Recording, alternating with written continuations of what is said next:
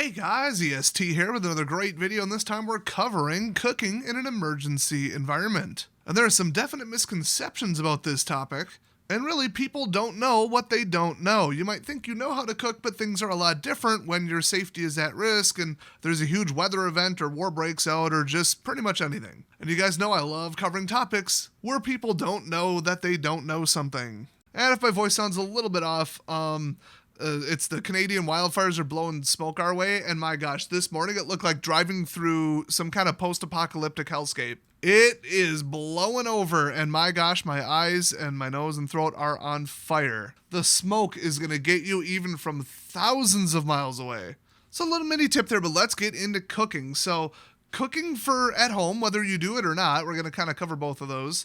It has one point, which is the most presentable, the most delicious, and either the best looking or just, if you put in like potatoes and cook them for 35 minutes, and then at the very end you crank it up to 500 degrees for 3 minutes, you can get a crispier outside. Wow. These exacting, like measure it ratios, and if you mix this with this, but get this exact type of it, and really you should go with this type of vinegar, or go with this type of wine, or whatever. First of all, those come from people that quite honestly just like worship food, and I don't agree with that, obviously.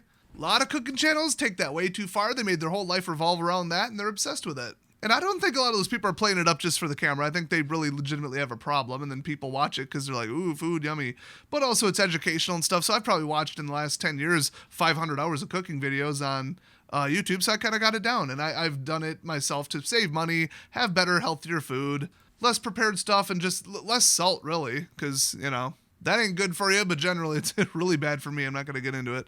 But you're looking for presentation, and you're learning almost the wrong way to do it, and it just drives me nuts. And I have not once seen a single video that says, here's how you purposely want to cook this differently if you're in a survival scenario and you just found and caught some animal and want to cook it. Now, I'm no foraging or hunting expert. I'm really, really not. I'm really good at gardening. I'm really good with firearms. You might think, that translates. It does not. I'll come clean with you. I guarantee you I could gut a fish and fillet it and cook it. Never have done it. It comes down to where I grew up a while ago. The water was too poison. Couldn't eat the fish. But also I found it like gross and whatever. I'm like, why don't I just go spend $3 down at the grocery store or go to a restaurant? That's just safer. Like, who knows what's in these? These are in the wild. They're not farmed. And that is not a misconception. That is a darn good point, actually. We're going to definitely focus on that in this video. But let's start with the veggies. So mushrooms, almost no calories, any kind of like onion, almost no calories. It's a nice garnish. It's interesting. So you see the people showing off all the like useless at the end of the day stuff where they're like, oh, look at me doing the survival challenge. Hey, I'm going to eat these wild onions that happen to grow in this area. Okay, cool. Free onions and I have to buy them. But like, I could just walk out to my backyard and I've got like 100 onion plants. Those evergreen ones, boy, I planted a couple too many and they survived the winter. But look up how apples and watermelons used to look about 200 to 300 years ago. It is shocking. Fast forward to today, it's selective breeding, just over centuries. And then we've got, a little bit of GMO stuff too. That's more about protection, but they do make sweeter and alternate flavors and mixed stuff and, whatever. Not nearly as unsafe as people say it is. And I think like 90% of the food worldwide is GMO. So, good luck. It's mostly alarmist idiots trying to sell you organic crap. That's probably also GMO and they're lying. But like a watermelon is a giant case of sugar. I mean, bananas, holy cow. Apples, those do not resemble apples from 200 years ago. They just do not. Apples are like barely healthier than candy and also some vitamins. Like they're just so sugary. They're actually really not that good for you. That applies to most fruit. In your daily life, that is. Now, in a survival scenario, more calories equals more better. So, wild berries, they tend to have a bit of sugar, so that's what I would maybe go after if you're 100% sure, because sugar is mad calories.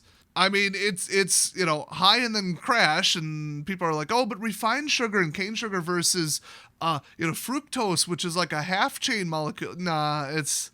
The amount of calories is the amount of calories. Yes, it might be a little bit lower, and your body doesn't just go way up and down, but still, if you're like not having enough calories and you all of a sudden find some fruit and eat like, 3 bananas or something, that insulin's going to crash you pretty good. And I'm not saying if you're diabetic, then it might just kill you, but just an average general person, you're going to be pretty sleepy after that. But it's calories. And if you turn it into fat and then burn the fat tomorrow as keto, cool. So like sugar's fine. You could survive on just sugar technically for a while until you get, other nutrients you need. So anything with high sugar, cool, as long as you know it's safe. Otherwise, any kind of this plant, that leaf, this pine needle, tea, dandelion, this and that, it adds up to like 5 calories. They're either just showing off because, look, this is edible. Did you know that? Wow, neat. Leave a like. Woo. Ooh, vitamin A, which you can go without for a very long time.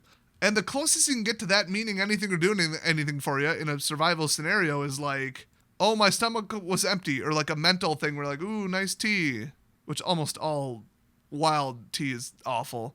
Plants are bitter. Humans can't digest plant cellulose. It's just stupid. And if you were to take a salad with no dressing, you're looking at like 50 calories for that pile of mixed leaves. So it's borderline useless unless you literally have nothing else to eat. And then who knows how clean those are? Then you gotta wash them off. And who knows what animal did what, or what insects were on the underside laying eggs and stuff. It's just not worth it for 10 calories. And then the fiber is going to be in that negative and start screwing with your digestive system, which will make the food move quicker, and you want to digest slower. You want the exact opposite.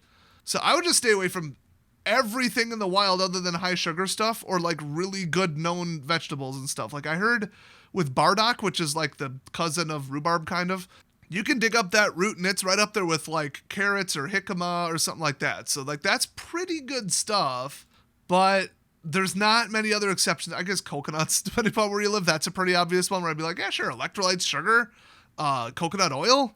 My gosh, it's like a whole dang meal. That stuff's crazy. Well, we don't have a lot of those in the northern U.S. where I live. So, one, know what's in your area, and two, ignore all of it anyway pretty much and just go after meat. Because look up right now, go get any kind of cooking oil you might have if you have some. 1 tablespoon, how many calories are in that? More than an entire salad. More than, if I go grab a can of like mixed vegetables or just like, corn's kind of, I don't know. So like green beans. The whole entire can is like 40 calories. 1 stick of butter is 3,500 calories, and that's 1 pound. Oils are what you want. And the closest you're going to get from plants is nuts. And most wild nuts are pretty easy to identify and pretty easy to like harvest. And you just got to watch out for like boring insects and stuff in them. Insects that bore into them, not uninteresting insects. Well, both. I mean, they're beetles. They're not that exciting. But yeah, nuts, nut oils. Oh boy, it's all about oils. And that oil is like a complex thing that breaks down into nutrients that will spark another, quick, rapid growth when the seed germinates. So that's cool. But like acorns, you have to cook them. A lot of people don't know that. You can eat a couple raw, but not enough to mean anything. There's something in them called tannins, and you have to cook them off. Otherwise, it'll really screw up your digestive system. It probably won't kill you, but you ain't going to feel great. It's like if you're stupid enough to eat poinsettia leaves. You are not going to feel great. But man, 1 squirrel, 1 rabbit, and rabbits are mostly protein. Yeah, I'll get to that. But squirrels at the end of season get a lot of fat built up so that they can hibernate or whatever they do during the winter. Depends on the species, depends where they live. Not all squirrels are created equal. There's over 200 species, actually. But, yeah, I've seen some pretty chunky boys out there, So it depends on the time of year, but still, it's something. And they always say, squirrel's not much after you gut it and cook it. And, yeah, but it's something. And meat is meat. I mean, you look up, like, 1 chicken breast or the cut of, like, the cleanest, lowest, leanest meat that you can get with a ton of protein and almost no oil. It's still a ton of calories. So really, almost anything you can grab. The one thing is, like, I've heard, turtle blood or whatever is, like, poisonous, makes you throw up, and who knows what else. And there's certain compounds in certain lizards and certain, like, weird bottom-dwelling fish, besides just mercury and lead and stuff. Like, if you eat their liver, you'll die or something. I mean, there's this whole thing. So weird exotic stuff and mostly lizards. It's mostly the blood and weird stuff in lizard meat. So if you live in like a desert area or like a tropical area with lizards, look up what you can eat and what species are in your area. We don't have anything like that where I live, though. But I think even in the Carolinas, they have these lizards run around. You probably wonder if you can eat them or not, if it's safe. And I do not know, but the last thing you want to do is have all that time catching it and all the risk, and they might bite you, and who knows, and, maybe you expended a 22 round to blow its head off or something. And then you find out the meat's poisonous. Poisonous might be a little strong, but doesn't agree with humans. There's some kind of chemical in there that's bad. Kind of rare, but look it up. But I mean, rabbits, raccoons, rats, mice, voles, groundhogs, as far as I know, you can eat pretty much all that. But if it's in the wild, it's not farmed, it's not domestic, and it's not, subject to a whole bunch of anti-parasitic, like there's a farmer caring for them, USDA certified, random tests at your farm level scrutiny, just assume it has for sure bacteria, because my gosh does it, but parasites, that's what you got to worry about. Most parasites can't survive, I believe it's 185 degrees, but that's where you get the difference between cooking for yourself and cooking for like comfort and best flavor and taste and the moistest chicken and whatever. And you got your meat thermometer, you got your exact times and timers, and you got your oven thermometer and calibrated stuff. Oh, you've got like a fire and you're gonna hold something over until it changes color and you're not familiar with what that animal is, what its meat's supposed to look like. Good luck. So do you risk it? Do you just overcook it until it's practically jerky? There goes at least generally half the calories, so that's rough. A lot of the oils that'll come out from the fats will burn off into smoke. It hits the smoke point, which is generally 350 to 400 degrees. Not that it means anything without a thermometer. But if you start seeing smoke, it's too hot. That's the number one thing, is you're destroying the oil, and the oil is the most important thing. Protein being second, and then carbs from something else would be something else. Generally, you're not going to get carbs from any kind of, creature running around. That would be from plants. But how do you determine when the color is right and when the internal temperature of some, squirrel steak or rabbit haunches or whatever, who knows, chicken drumsticks from a wild chicken or a similar bird, which would make more sense, or a wild turkey? How do you tell when they're done? And that's the number one key I can give you. Don't. Cut it up into the thinnest slices you can within reason, usually a couple centimeters, like half an inch, quarter inch, whatever you can get down to with your knife. Or with your fingers, just rip it up, turn it into like pulled pork, like a shredded, whatever meat. You want surface area and like the heat not having to have as much depth to get to the middle, because that makes it easier for the middle to get to a nice temperature before the outside, gets way too crispy, burns, chars, and loses more calories, because heat kills calories. So don't let the oil smoke off, and get the pieces of meat in the thinnest slices within reason that you can get, and then however you're cooking it, a rock, a frying pan, who knows what you got, flip it, check it, watch it carefully. And the other thing is, I hate to say it, but put your fingers over it, and if the air coming off of it is uncomfortable, it's probably hot enough. And if you're daring enough, for a second or two, you can try like a quarter second, then half a second, then 1 second, then 2 seconds. Touch the middle or the hardest to get to part of whatever you're cooking with your finger. And if you have to take your finger away really rapidly, it's usually at least 140 to 150 degrees. And a lot of meat is safe up past like 165 to 185, depending upon what it is. Fish is different than birds, which is different than beef, which is different than everything else. But that's like also USDA certified to probably not contain salmonella or E. coli. A lot of it still does, but they're going to investigate and shut down farms that have recurring issues with that. In the wild, who knows what kind of viruses and bacteria and most of all parasites. You want to get that thing up to like 200 degrees, but without a thermometer, it's like, okay, so every single bit of it, consistent color is usually very important. And then if you're not sure, slice it up, poke the middle with your finger safely and try not to, burn it. And then if you got to pull it away real quick, it's probably good enough. Or close to it. If you got like this nice, ooh, look at this perfect medium rare steak gradient. No, you don't want a gradient. Nothing should be a gradient when you're cooking pretty much anything out in the wild. That just means you undercooked it and you're risking it, and you better have verified it with a meat temperature, which, meat thermometer. Why would you have that in your emergency go bag? I don't know, maybe your truck full of kitchen supplies broke down in the middle of a forest. That actually would be pretty funny. The other food cooking safety thing, I gotta throw this in. If you're cooking on a rock, which is usually a nice, flat, clean rock, obviously let it heat up to disinfect the rock. And then don't go anywhere near anything, if you can, that was like in the ground, because the soil has immense bacteria in it. So heat those suckers up for sure, and then like heat it way, way, way up till it's uncomfortable to touch, or you can just feel immense heat coming off of it. But rocks like to crack, so watch out. Regular rocks, almost like a whole bunch of different types. I'm not going to get into which types because who can identify them anyway. But rocks like to crack, and rocks like to crack / explode violently if they're near a river or were in water, near water. They just call them like river rocks generally. So if they're really smooth and worn down by running water and you think, well, this might be flooded some of the year, this is clearly like a wet river rock, they can get little portions of steam that can like detonate them. So then, you launch your squirrel meat into orbit and then take a chip of it into your, stomach or something, and now you're bleeding. That's bad. Watch out for that. Watch out for exploding rocks. Now, the good part is when you're heating up the rock, you can just be away from it, put something between you and it, or just walk away to a safe distance. If it doesn't explode for the first 30 minutes to an hour, there you go. And then the rock probably hit 300-400 degrees. So you explosion tested it, and then you also disinfected the top surface by putting it like around a campfire. There you go. And rocks are really good because they hold thermal heat. They're almost like right up there with cast iron, but obviously metal conducts heat better. And that's another thing is the heat transfer, and when the material runs out of heat and that kind of stuff, it's not going to be what you're used to with these nice, like non-stick, perfect, nice and flat, job-specific cookware. So you really got to watch that, flip it over, get the surface area as high as possible. You're not going to have even heat, you're going to have wind, you're going to have the fire going up and down. It's just so many factors. But that's why, like I said, you watch for the smoke point. The smoke point of most oils is high 300s to low 400s, and that includes animal meats. In fact, those are usually lower. Or animal fats, I should say. So try not to let the fat drip off if you can.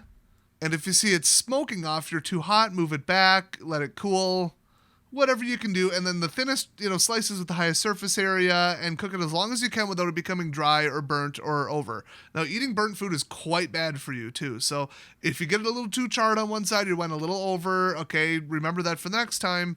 And then cut it off. Do not eat that part. Don't just power through and it's got a little bitter taste to it, whatever, it's over, whatever. It's actually like horrible for you. It can cause cancer, and it's just nasty. It can screw with your digestion. That's the last thing you want to do. You want nice, clean, easy to digest food because that's what your not so tough stomach compared to your ancestors are used to. And then for just pure calorie sake, don't let any kind of oil melt off, run off, burn off, any of that. You want to somehow capture it if you can. If you can find kind of a bowl-shaped rock or something that even vaguely resembles that, that's going to be your best bet.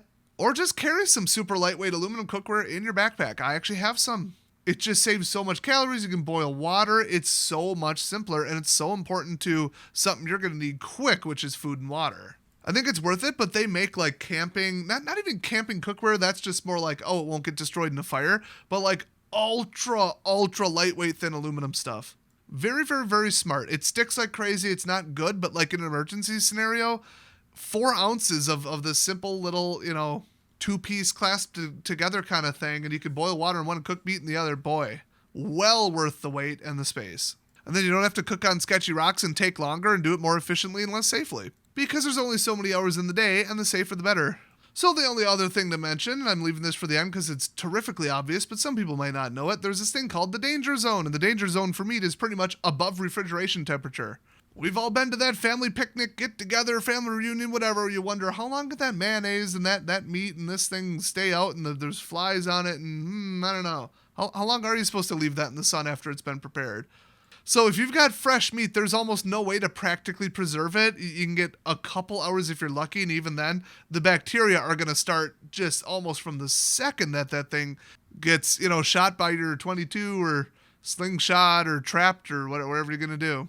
Now, the one thing I will say, as far as the number one bacteria risk is, of course, the digestive system. So whenever they say you're going to gut an animal, you probably generally know a human, like, lungs are up here and kidneys are down there, just generally, and then it goes from this end to that end, and then your intestines are lower, and there you go. Most mammals are similar. So while you can eat internal organs because they have important, stuff in them, some livers are really nasty, or I wouldn't say poisonous, but they don't agree with humans. Some stuff like that is very dangerous, or you got to cook it in a very particular way. And some internal organs just straight up do contain, stuff you would not want. So you're looking at the meat, you're looking at the outside, you're looking at the fat and the protein and the muscles. I've got no problem in a survival scenario if I know it's just going to be a couple days, or in theory it will be, instead of I'm stuck on an island and I need to live there forever. Because then we're going to work some kidneys and livers into our diet, risk it a small amount at a time and all that. Otherwise, just cut it all out from basically esophagus, stomach, all the way to the end. Cut that whole thing out. Can't really typically show how to gut an animal on YouTube and but that's the general theory that applies to almost everything. So if you know the logic, and then don't damage or nick any of the intestines, because that is some nasty bacteria, plus almost definitely some kind of parasites. That is the stuff you don't want. It'll contaminate the meat. You'd have to rinse it and way overcook it to kill everything. You have to be so paranoid that usually people, even Native Americans, would say, oh yeah, if you nick this and contaminate it, just don't even bother, just go find another buffalo or whatever, because that meat ain't safe. It could be, you could boil it, you could do this, you could do that, and blanch the surface and then fry it and fillet it or whatever, but oh boy, you're looking at trouble if you do that. So try and take it all out in one piece cleanly, pinch what you gotta pinch, turn it upside down, whatever, and say, well, when I cut this might do this, and just be really careful And congratulations, now you know how to like gut and clean something. But I'll tell you, fish are really easy. If you want to start with the easy mode one, fish are way, way, way easier. I've seen it a million times. But the amount of parasites in fish, ooh, freshwater, watch out. Another thing is like, don't forget the bones and bone marrow. That's pretty much, as far as I know, universally safe for almost anything you would normally catch as like a game animal in the wild. But you gotta like crack them open and boil them and stuff. And it's kind of complicated. It's kind of a tedious thing. If you don't have the right tools, it may or may not be worth it. Bone marrow is supposed to be pretty tasty, but I think it's kind of medium on the amount of calories and nutrients and stuff. Now, another thing is any kind of cooking, any kind of blood smell, that's going to attract, wolves. I was going to say mooses, probably not. Bears, depends where you are. Could be a jaguar, I don't know, could be a panther, depends really where you are. So generally what you want to do is they don't like smoke and they don't like fire. They might investigate some flashing lights at night or whatever, be interested, but as soon as it's like fire, almost any animal knows to stay away. Unless they're really hungry or they're defending their cubs or whatever, their kids or, it's mating season, they get a little nuts, act irrationally because like their life, quote unquote, is on the line.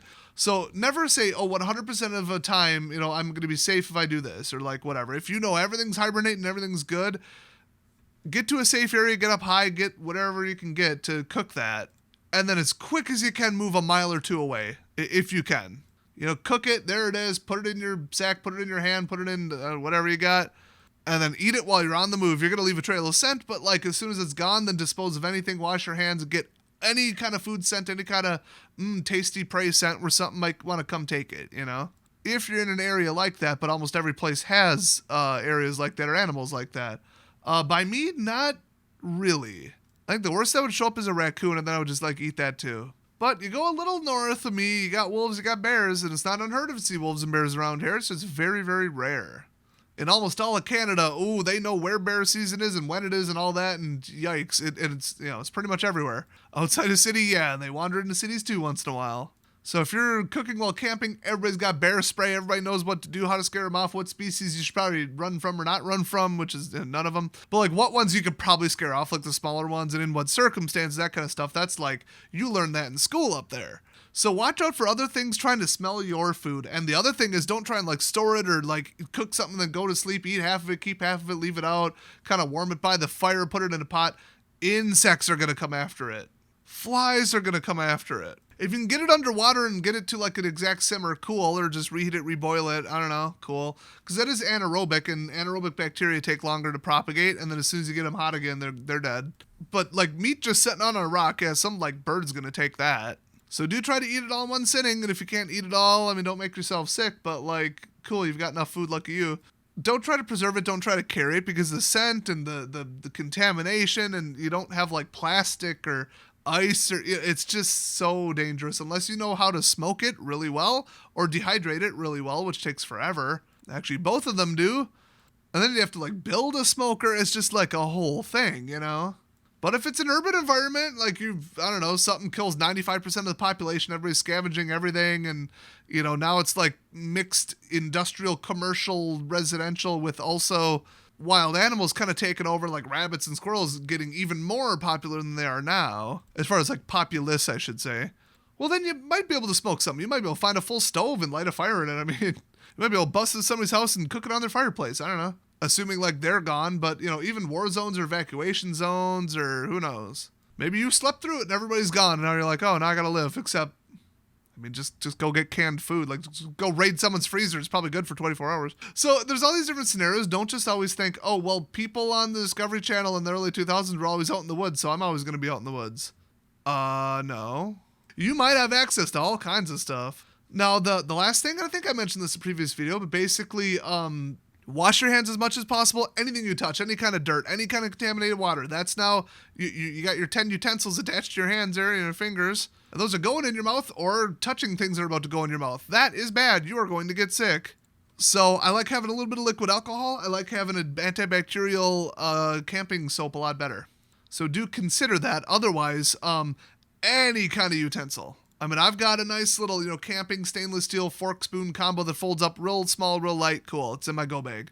And people might say, oh, but that's useless. That's stupid. You could just use a stick, which, yeah, you can. But I had room, and it's about ease and quickness. if I got to take 10 more minutes to carve up a stick and whatever, so, okay, get the outside bark off of it, find something already dead or green, I guess, because it'll be easier to cook it over the fire, and just get that thing real quick in the fire up to like 2, 3, 4, 500 degrees. Almost enough to burn it when it starts kind of smoking and burning. You pretty much disinfected anything on there, and then if you can get down to the wood instead of the bark, no more insects, no more like bacteria, no weird contaminants. It's like, that's like fresh, good stuff. You're basically eating off of like basic treated lumber, you know, like a wooden spoon. Just something kind of flat that resembles a fork with no tines. You can eat pretty easily with that. I'm not saying go full, make your own, bamboo chopsticks or something. If that's available, go for it. But chopsticks are awkward unless you're good with them, which I kind of am, but still I'd rather just kind of go stabby and make my own little 2-3 tine fork, or just a basic flat surface, flat cut with a hatchet or a knife or something. Put it up against a rock, put that down once, flat side, put it in the fire, it's disinfected and dry, there you go. And no weird chemicals leaching out of, because there's some nasty stuff you wouldn't normally want to eat inside of like green off the tree sticks. But I'd rather take that over a stick I found on the ground, because that is going to have every fungus and bacteria known to man on that thing. So cook off and improvise your utensils, but that's just more time to go get that, cut it, and less time to go find water. It's like people are like, no, that forks and spoons are a luxury item. No, it's a time saver that'll save your life. These hardcore, it has to save your life or else it's not worth it. Those people are just clueless and have clearly never been in a survival scenario. I don't think they've even been camping. Please unsubscribe from those people. They have no idea what they're talking about. But also, I'm not out here saying, I'm not going anywhere without my memory foam pillow in my backpack. Really? You need half your backpack with that and 5 changes of clothes. Really? Okay, that's not a survival bag. You're basically going on vacation. A short one, because you're going to die. So if you got to preserve something, you can keep a soup kind of going and simmering, especially if you had a source of salt water or mineral salt, which is way harder to find, away from the ocean. But, just a little bit of that filtered, but like not filtering out the salt, or you can like dry it, boil it off and then just have the sea salt and then put that inside of like cleaner water. Now you got a nice salty soup, and the salt's going to kill almost anything that's in the water, not to mention the heat. And it's going to kind of preserve the meat a bit too, and then you can always heat it back up. And heating and cooling, it's not great. It's not going to do good things to the meat. You're going to lose calories, but it's not too bad. And then you effectively have a broth too, which is nice. But try not to ingest more than really about 2 or 3 grams, so 2,000 to 3,000 milligrams of salt in a day, or you are going to be so thirsty. It's going to start screwing with your muscles. You're going to be cramping up. You're already sweating, so you might be losing some salt. So, okay, you got a little leeway there. But at the end of the day, you don't want to become dehydrated, because that's just going to make you like hungrier, and it's going to screw with everything in your body. So while salt is a wonderful preservative, like on ships and stuff, they'd have like salt pork, and people were just going nuts on the slightly alcoholic for preservation reasons water and like super watered down wine reserves. Well, yeah, you're going to run that salt through your body real quick, and you're going to need like 5 times the amount of water to do it. So do watch out for that. You can have way too much. And salt isn't the most accessible thing in the world, but I wouldn't even really bring any amount of salt with me in my emergency bag, even a tiny amount. I mean, if you think about it, I think to live, you need like 100 milligrams a day on average or something, and then your daily tolerance, or like the healthy level, daily value, whatever, is like 1,500 milligrams or 2,000 or something like that, depending upon a whole bunch of factors. So you do need it to live, but you can go without it for an enormous amount of time. Same with like potassium and certain other elements like that. And you do get those from vegetables, so then you got to shift into the time frame.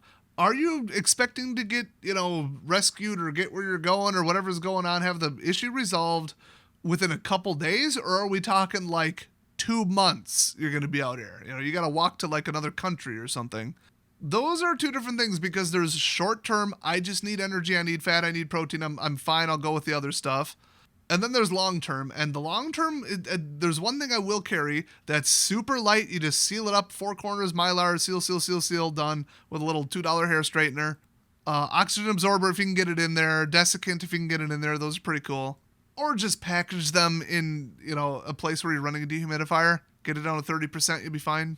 Multivitamin, just a little pouch of like 10 multivitamins. That's about a year's supply. They call them daily multivitamins, but, well, what does everybody tell you lately? You just pee them out. It's a pretty drastic overdose, and then the stuff that you could have way too much of, they lower way down, which is a shame. But you do need vitamin C pretty readily for multiple stuff and whatever, and you're just going to start to feel tired, and your hair, nails, and skin are going to look bad. That's, like I said, the number one thing you can check.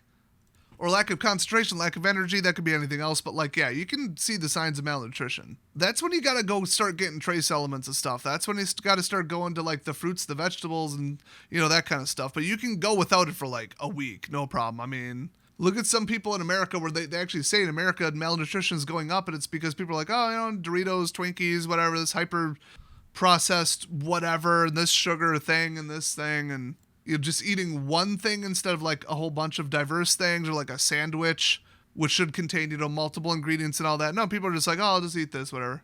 Oh, I'm full now. Okay, cool. Like, malnutrition is on the rise because you're not getting those diverse elements from diverse sources. And the number one thing to fight that is just multivitamins. So if you've got, a little, I can't really say a name brand, but a daily multivitamin, you can get them dirt cheap, like 400 of them at the bulk stores for like, I don't know, $10. And take 10, 20 of them, put them in a little pouch, put them in your backpack, and try and keep them heat stable. As cold as possible, below 75 preferably. They're going to start to smell nasty if they go past their expiration date, to the point where like the packaging material in the pill itself is breaking down and bacteria got to it. But little seal up a Mylar with an oxygen absorber in there, oh boy. In theory, that will never expire unless you get them pretty hot or wet. And Mylar is waterproof. So that's just a nice, easy, super tiny thing to keep you going. And I'm no doctor, I'm not a dietitian, but generally, just because of the balance and what you need and how some of the ratios are way over, and the water-soluble stuff versus fat-soluble, the ratios are kind of funny. And then what you need, I would break a pill in half and take it every other day or something like that if I was out in the wilderness. I wouldn't go, okay, daily pill, it's the morning, woo, send the whole thing. You're just not going to use all that. And it's so much better than nothing, or so much better than trying to get nutrients from a squirrel.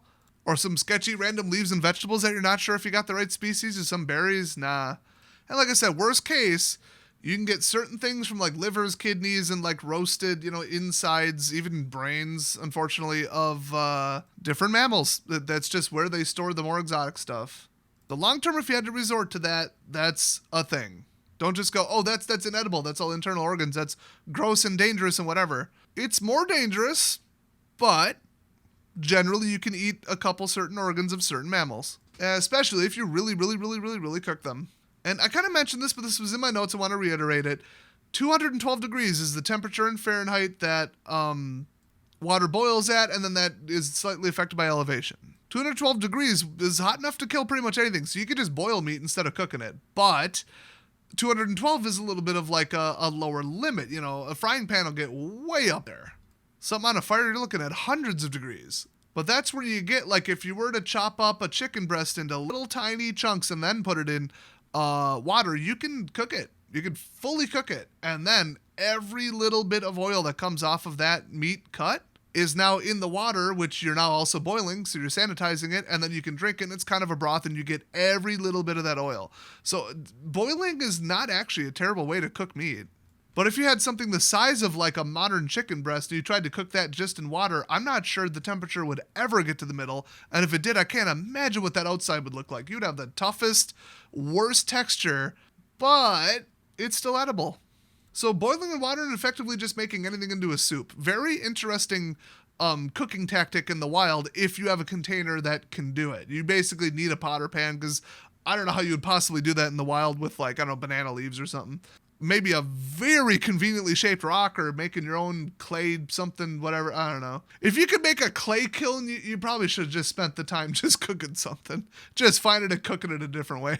So that's about it for what I had for my research notes, but I am going to have a video very shortly about how to really check in case of an extreme emergency if like 5 to 10 to 20 year expired canned goods are safe to eat, because, we just all love botulism so much. And a lot of people are like, I don't know, dented, rusted, damaged, and smell it. Oh, there's way more than that to it. There's like ways to test it before you open it and flex it and stuff. And I'm going to demonstrate all that in the video. So subscribe if you don't want to miss that. By the time you're watching this, it's probably already done and edited as well. So go check it out. Thanks for watching. Be safe out there if you're out in the woods, and enjoy your tasty squirrel bits. And I'll see you guys next time.